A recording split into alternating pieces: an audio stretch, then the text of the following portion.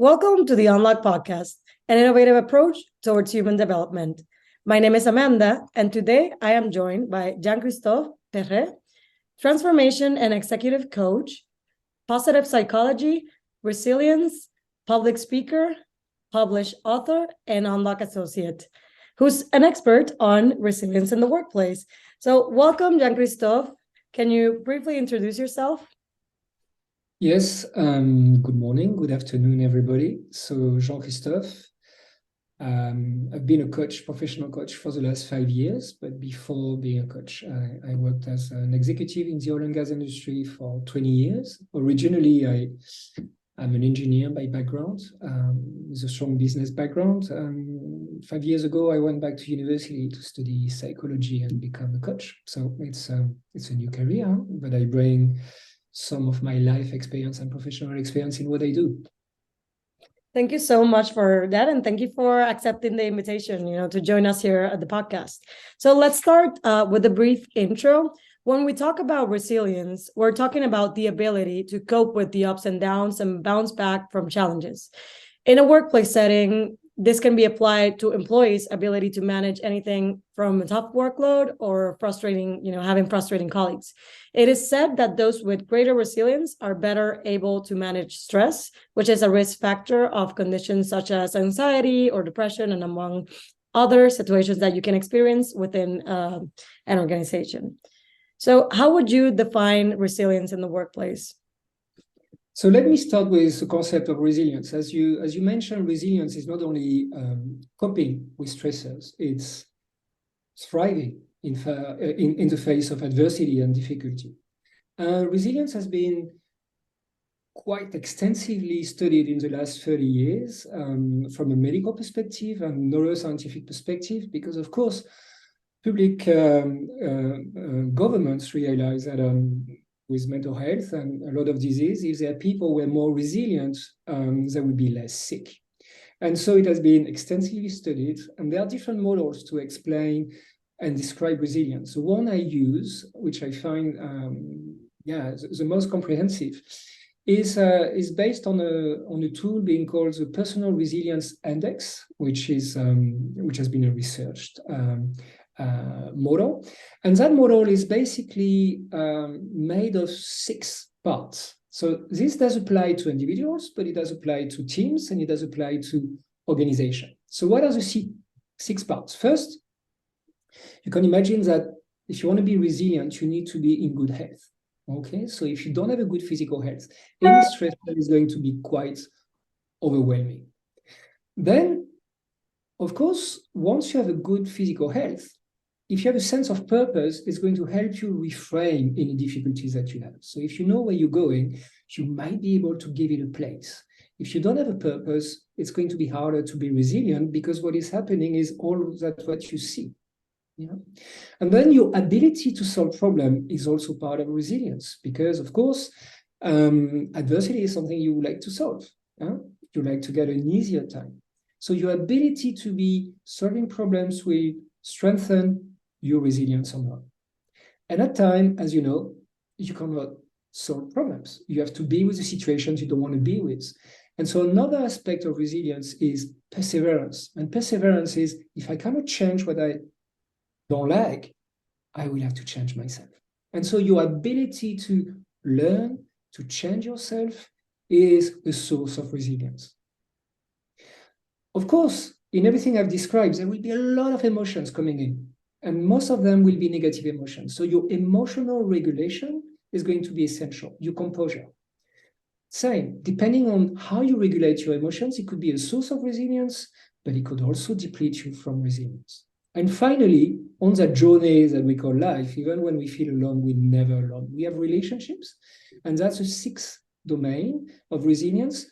Some relationship will build on getting you more resilient, and some of your relationship might deplete you from resilience. So to recap, resilience can be explained by 6 domains: your physical health, the sense of purpose you have, your ability to solve problems, your perseverance when you cannot solve these problems, how you regulate your emotions, and your network, your relationships. So what does apply for the individual? can be scaled up to the team level. So at the team level, we're going to look at what does it mean, a resilient team? That would be a team where the work conditions are favorable for good physical health. People get access to nutrition, they can have some breaks, they don't have emails during the middle of the night. So that's creating conditions for a healthy workplace. But then the sense of purpose will apply. If you work in a team where you are clearly identified with a shared vision and a purpose, it's going to help you reframe some of the setbacks you experience. Then as a team, how good are we at solving problems? Maybe you're all good individually at solving problems, but as a team, how are you? It's like if you get a football team with the best players in the world, it doesn't make the best team. Yeah. And then perseverance. How are we as a team when we cannot solve some of these stressors? How do we support each other to be with what we cannot be with? And then the emotional regulation would be that's the same. We all human. So emotions will be part of our team dynamics. How do we regulate these negative emotions within the team? Do we have the emotional intelligence for doing it? And then the relationship, which is always going to be in a team context. How do we harmonize between collaboration and competition? And that's always a challenge in an organization. Now, the team can be scaled up to the organization, and that's going to become more part of the culture. So when you look at resilience from an organizational perspective, you might take the 6 domain and you might say, what is the culture that we have, which is favoring these 6 domains? So the 6 domains remain at the individual level, at the team, at the organization. Simply the level at which you look at them has to be basically interpreted. That was so insightful and so well summarized. Thank you so much.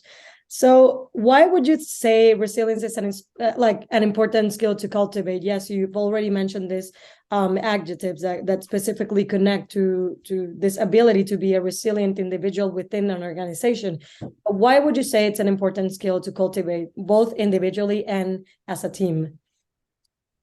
Because stressors, adversity, challenges are simply part of life. It doesn't matter how much we try to control and engineer life, we will always get setbacks. And so when you develop resilience, you gain that confidence within yourself that you might not know what is around the corner, but you develop that belief that you will be okay because you are resilient. Yeah. So what we also have to remember is if we don't have resilience when we feel unsafe because of adversity, we regress to safe coping mechanism we've developed in the past. Okay? And so sometimes we regress to a much earlier age where we were 6 or 7 or 10, where we developed some coping mechanism to deal with danger, which made sense at the time when we were a child, but we've never really been able to observe them and to rewire them. And so under stress, when we only survive, we usually survive as a child. Resilience is to allow you to be with adversity as an adult, with everything that you have developed and learned in your life. Yeah.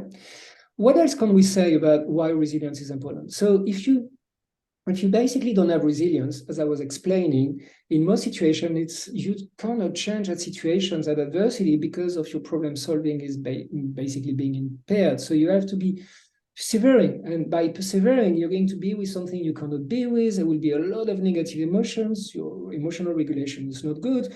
We tend to kind of anchor down. We don't want to share with everybody, so we don't use basically our relationship as a network. It will impact our health, physical and mental health. And so it has been seen that lack of resilience will lead to anxiety, which, if it's being sustained, is going to lead to burnout.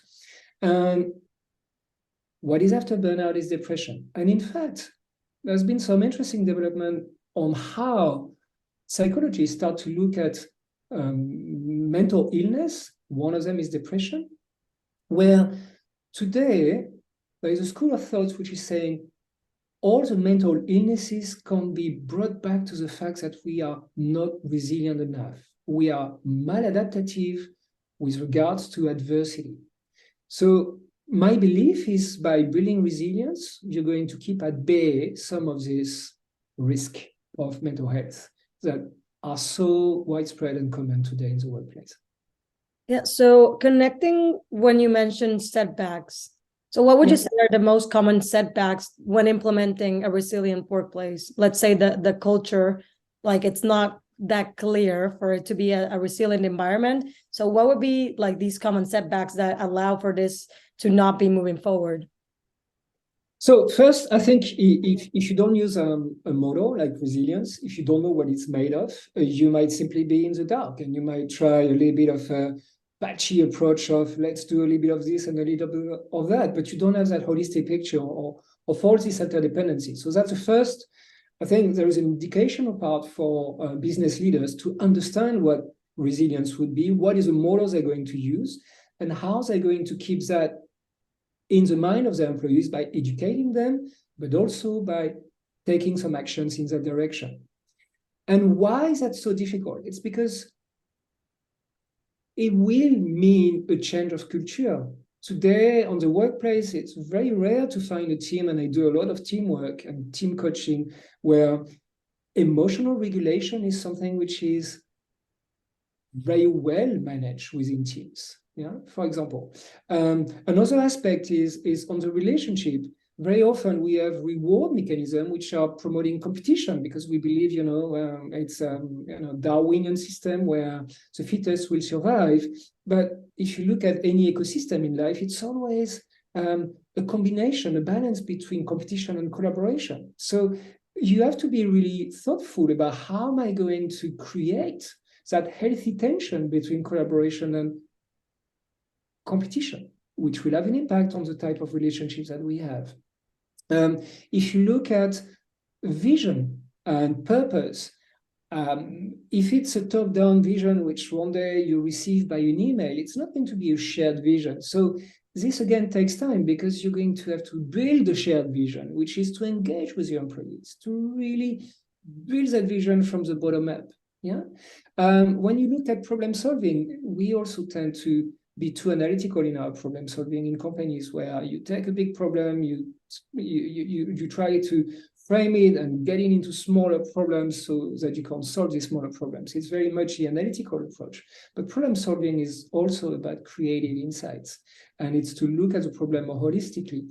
Again, that's not what we learn to do at school. So there are natural barriers, immunity to change, which will not make it easy to bring resilience at the core of a company culture, unless there is an effort, commitment, an education which is being made by the leadership.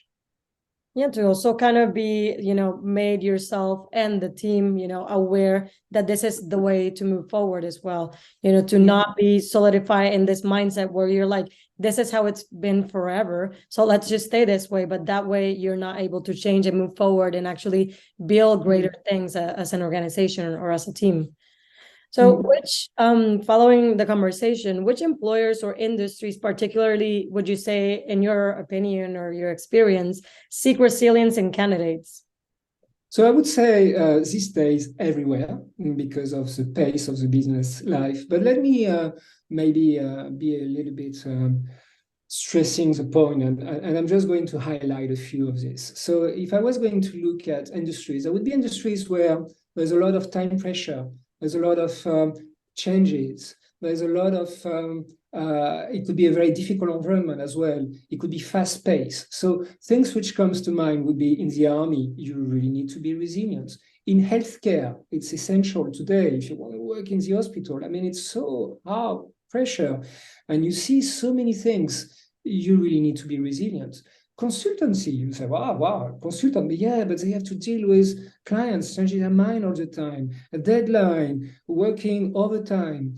But even like public institutions, like the UN, for example, there are some agencies in the UN that we serve in Unloq, like UNHCR, which are taking care of refugees, for example, and they are really in crisis mode all the time. Resilience is essential. But even within a sector, it can depend. I used to work in the oil and gas industry, and I was working in the office. So, okay, a certain level of resilience was needed. But in the same company I was working in, we had people on a drilling rig offshore, and these people really needed resilience because the working environment was very different, very challenging. Yeah, the weather could change, pressure coming in, unexpected technical problems. So it's, in fact, you should have asked me which sector doesn't need resilience, and I don't know any these days. Yeah. Well, that's good. That's good. That means that we're moving towards, becoming more self-aware, more emotionally intelligent. And yeah, and employers are also more conscious of not pushing that barrier to lead their employees to burnout. So that is actually great news, right? That we have been becoming more conscious. I think, well, 2020 really did shake us up in that sense to become a little bit more aware of boundaries and like the amount of workload that you expected people to do when we were dealing with something that was like completely unknown. So I think that also shifted a lot of the industries to also be less about the numbers and more about the people, which is kind of how you go about resilience, right? So how can a recruiter assess a resilience within a candidate, like during a recruitment process? Like how can they how would you assess it? So I will not speak on behalf of all the recruiters, and I don't know what they do, but I can tell you when I was Ideally. when I was recruiting people for my team. So if we go back to the 6 domains that I described, there were so it was health, purpose, problem solving, perseverance, emotional regulation, and relationships. So typically, I was kind of interested in as a recruiter when someone was going to join my team was I was going to check them on problem solving by asking them questions about some achievements, some difficult situations they had, successfully solved. So this would give me an idea of what was a typical approach and skills I displayed in problem solving situation. On perseverance, then I was more focused on questions about failures I might have had and what did they make, what did they learn, how did it change them. So this would help me to see the level of self-reflection, okay? Coachability, which is essential in perseverance to be able to change yourself when you cannot change the situation. And finally, I was also testing on the purpose, which is even if you join us, what is important to you? Who do you want to become? What are your values? And trying to see if there was kind of a match with the company values that we had. So that would be typically 3 aspects. And I would say that I would keep an eye about the emotional regulation during the interview, which might not have been, fully representative of what the individual is capable of, but at least by asking some questions and by bringing some challenges in the discussion to see the level of composure. Okay. So flipping the coin here, how to demonstrate your resilience in a company where there's no solid culture on it, right? Like how can you, if when you're already within an organization, how can you demonstrate that you are a resilient individual and that you're moving, looking to push that culture forward to be a bit more resilient? So in my experience, when you are resilient, you are simply resilient. So if I was going to use a metaphor, it's almost like you're in a lighthouse in the team you work in. So what typically happens when you show your resilience in a situation of adversity, you're going to shine in a sense that you bring composure because you are composed, because it's, you keep a cool head, you're not being agitated, you still continue to maintain the good relationship within the team, you emotionally regulate very well, you reframe what the difficulty are, you show optimism. And in fact, for people in the team, they're going to seek, and they might not know why, but they're going to seek your company, your presence, because it's like being in the eye of the storm. Oh, there's like this hurricane going on. There's a center in the eye of the storm. It's silence, it's calmness, it's peace. So people might not know why they're drawn to you, but you will notice they come because you're a very solid rock. That is such a beautiful metaphor. I think you couldn't not explain this like clearer or better. So thank you for that answer. So my last question on the specific topic is, what are the main key points that you would want everyone to learn on how to deploy a cohesive, resilient work environment? Yep. So I'm going to go back to my model of the 6 dimensions. So if we start with health, it's how do we create a healthy environment? What are the policies we're going to put in place? So for example, things like, can people have a balanced lunch, nutritious lunch? The only option is not to order a pizza. There could be canteen, which is there. Do we have sufficient breaks, or do we basically book meetings back to back? Do we have a policy where people cannot send email after a certain time, for example, so they don't wake up in the middle of the night, check their phone, and be on the work mode? So there would be much more initiative, but it would be taking that lens and saying, how can we create a place where people can be healthy physically? Okay. Then there is the purpose that I was mentioning. It's, do we have a vision? And that vision, has it been shared? Has it been built in a collaborative fashion? Is that something which is alive, or is that simply a slide that we have or some posters in the room? But do we live the vision? Do we live the purpose? It's essential for resilience. Okay. Then it's, when we have difficulties, it's, how do we reframe problem as opportunities? As a hunter-gatherer in the past, of course, when we had a problem, we had to be anxious about it, and we had to bring a lot of negative emotions, even being afraid of it, because that was the best way of surviving. Okay, today it could be business survival, but still it's not a question of life or death, So reframing needs also to take place. And what is changing? How can we basically look at the problem maybe as an opportunity? Yeah, it's also to bring optimism. It's not all doom and gloom. We're here to act within our realm of control, but it's very important to bring that in the culture. And as I've said, it's so essential that we understand how we reward people, because if it's all about competition, then we're not going to have the fabric of relationships that we need to be resilient. So how do we harmonize competition and collaboration at the team level, intra-teams, inter-divisions, inter-directorate? It's really a consideration to take. And finally, people are human beings. So if we assume simply when we come to the office, we're only professional, we don't have emotions, well, it's plain wrong. People go through a lot of emotional stuff. And so teams needs to be educated on, what do we do with these emotions? These emotions are information. These emotions are basically very important for decision-making. Yeah. So emotional intelligence is definitely, and emotional composure is definitely something where, if I remember myself, I spent 10,000 hours at school, from primary school to the end of my university degree. There was never a single hour which was dedicated to, what are emotions? What can you do with them? Never. In 10,000 hours. Okay, we have to start to educate our children, but we need also to get some proper training on how do we use more skillfully the emotions that we basically experience.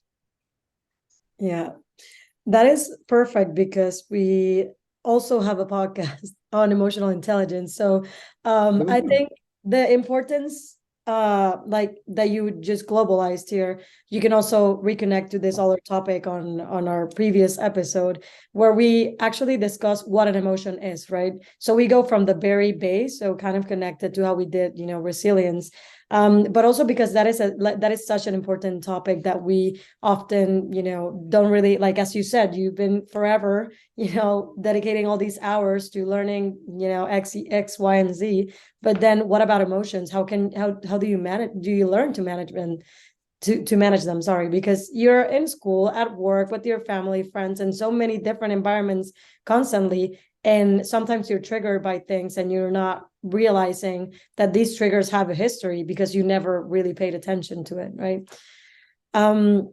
Would you like to add anything more? or would that be the key points as? Well, I hope that I have interested you and made a case, even maybe connected emotionally, as to why becoming more resilient could be definitely not only a very useful life skills, but can make you inspired and inspiring simply because you're going to bring that, eye of the storm effect, not only to yourself, but to the people in your life, which gives a lot of meaning. Yeah, that's why I really like your metaphor, because it's not only, even though we're discussing here, resilience in the workplace. Resilience is something that, like, it's an ability that you can actually develop for yourself, for your life as an individual, and it would also help you, move forward in a better way, in a healthier way. Considering all the characteristics that you mentioned before. Unfortunately, this is all the time that we have today for this topic. I will summarizing, and just let me know if I miss anything. You can pitch in. But yeah, so summarizing the resilience in the workplace and implementing it in a cohesive learning culture. For it, you need a model, right? Like a guideline that actually allows you to take into account the several steps or qualities that you should be paying attention to when implementing it. So this were purpose, perseverance, physical health, your ability to solve problems, network, and emotional regulation. It's also great when you're implementing a resilience workplace, because it avoids your employees to lead to burnout, or to also help them develop the capacity to have a higher emotional intelligence, an EQ, right, that they also call it, and to harmonize competition and collaboration, because sometimes we overstress this, right? We overdo competition, or we overdo collaboration, and then a good balance and harmonizing them would be the best practice. And then the lighthouse metaphor, which is when you as an individual are showing up as a resilient person, as a resilient human individual, that you bring composure, right? So that would be like the long story short of that beautiful metaphor that you shared with us today. Did you justice, or would you like to add something additionally to that? No. Thank you about that. Okay, well, thank you so much for your time, Jean-Christophe. Thank you so much. And I hope our listeners are getting, a lot of great value from this episode. So if you want to learn more, you can always find more information in unloq.org. That is unloq.org. And to our listeners, stay tuned as we continue to unlock human potential.